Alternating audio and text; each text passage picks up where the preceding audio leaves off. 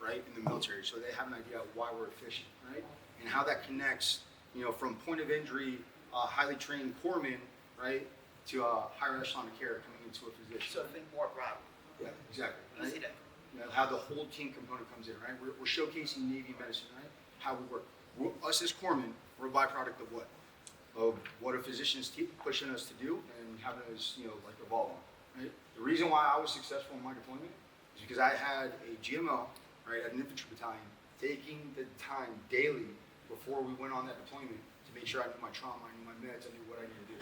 Our survivability was dependent on that. It's vital on that. So we are a byproduct of these physicians, right? These nurses, these leaders in medicine, right? That are driving us to be successful. So, showing that is something that, I don't think the civilian population really understands that well, and that's going to be a big part of this. Got to do that. The Navy paid for that. The Navy paid for my medical school, which was up in Pennsylvania. It was a lot of money. So that was fantastic as well. And then, coming out, I realized I wasn't the greatest pilot. I was a lot better physician, which was good. So I was actually a family medicine intern out at Camp Pendleton in California. So I did a lot of primary care, and you go do dermatology. So I did dermatology. I'm thankful that I got to do that. And just a diversity of experiences. I think for dermatology, if you want to stay out in the Pacific Ocean, small island, U.S. territory as well. Working with people from all walks of life has been amazing. And again, getting to travel. And the only other at the Naval Hospital in Jacksonville, Florida, so I'm a couple steps around the hallway from Captain Douglas.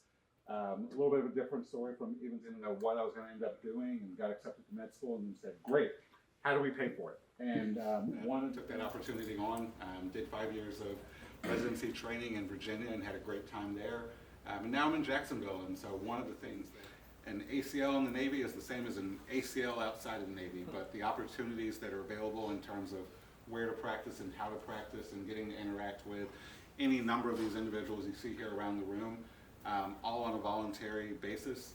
No one here was coerced to do this. We all raised our hands voluntarily to take on this assignment, and it's been a great experience so far. So in practice now for a couple of years, but you'll probably come talk to me here in a little bit over at Station 4. If you have any questions about anything and the whys and what do I like about it, feel free to ask. That's not true. I have just as many opportunities that they can go home and not have to worry about moving every 2 years. So I have loved every minute of being in. Other questions about Nurse Corps, feel free to come find me. Awesome. Thank you guys. Next up. That's number one. I have training in internal medicine. I trained in Miami. A lot of training with residents, a lot of training with students, simulation. I've seen a lot of the stuff that you're going to see. Your mind's going to be blown. Hopefully, many of you will never have to render care to people while you yourself or the injured are under fire, like these guys will have to do. In the civilian world, there's tactical emergency casualty care, which is a corollary to that. But the bottom line is that the three things that kill people on the field of battle are same three things that we need to be concerned about in the civilian world, whether you're in an ER or an OR or on a regular floor. Hemorrhage. Anybody remember the Boston Marathon? So hemorrhage was a major component of the people that were injured there. People taking off their belt and wrapping it around for tourniquets. That's a life-saving measure. So hemorrhage. Tension pneumothorax. Basically when you collapse a lung, that's what happens. Very easy to take care of, but you have to be able to recognize it and kind of jump on that sort of quickly because the guy could die. So that's number two. And number three is airway. So anybody that's ever taken basic life support knows A for ABC is airway. Right? So if I call you on the phone and I give you an order as a physician and you just say, okay, I have no idea whether you heard what I said. Mimicking, that parroting back that we've learned from the military in an effort to provide better care to our civilian casualties as well as the military casualties. So I'm excited that you guys are here. I can't wait to. Everything, by the way, can be washed out of your clothes. So you get splashed with anything. Don't worry about it. It's really about having a fantastic. Might take 2 hours. For 20 years now, believe it or not. And I was asked to come participate, and it's an honor on my way over here, ironically. I'm on call this weekend, but it's a pleasure. It's a pleasure. Anything that I can do to help you guys out, I'd be happy to do it. All right, thank you guys. Of course.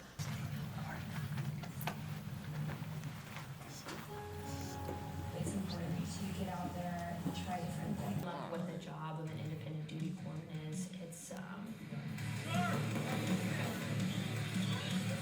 was just another thing where I was like, wow, like I should try and pursue that. As being like the highest person in the rate. IDCs deploy on ships, with naval special warfare, with small boat teams, with DOD. Independent duty corpsman is quite brutal. Today we're at strategic operations, which is a high locations, main hubs to continue to come back with. So, whoever likes that. The more pieces that I can use, the more stuff. I mean, I have. So everything bleeds. Our spleen down in through. So the spleen, you feel real close to, you feel the splenic artery. So if you actually go through to do a splenectomy and you start getting a little butcher happy in there. So this would have been one explosion? Yeah, it could be explosion, blunt trauma can do this as well. We've seen car wrecks that will do this. We actually, one of the guys that works for us, he's had an exploratory lap done to him, and it was through a motor vehicle accident. But this could be from anything. So this particular patient, the skin I have on him, we can create any wound patterns we'd like. For him, I just have penetrating trauma times 2 and just some shrapnel that bounced around a little bit. So it's invaluable. It's not the first time you're seeing it in that environment as well.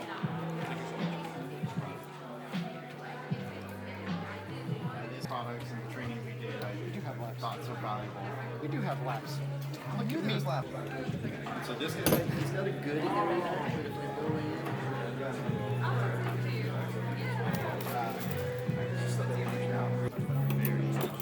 But a lot of times it isn't identified as quick because it's so down in the elements. When you start seeing the symptoms from it, there's always too much blood that's feeling true. And it's essentially they get to come in, do a live scenario, do everything they normally would. No cleanup, no reset. We take it, we put it back in bags, and we take it. For our surgeons to work, and then we end up doing something similar to what part of this is here. I want to call it external fixing. Has anyone ever seen a patient with an X-fix on before? Okay, so the way I describe it to folks is it's kind of like putting an erector set on you where pins go into the body, through the skin into the bones, and you have bars and rods configured in some sort of way on the outside of the skin just to help hold the fracture stable so we can transport them or so that, again, someone else can do some more work. And then we come back and clean up the amputation or add nails or plates or screws or anything like that. So feel free to take a look at things over here, over on the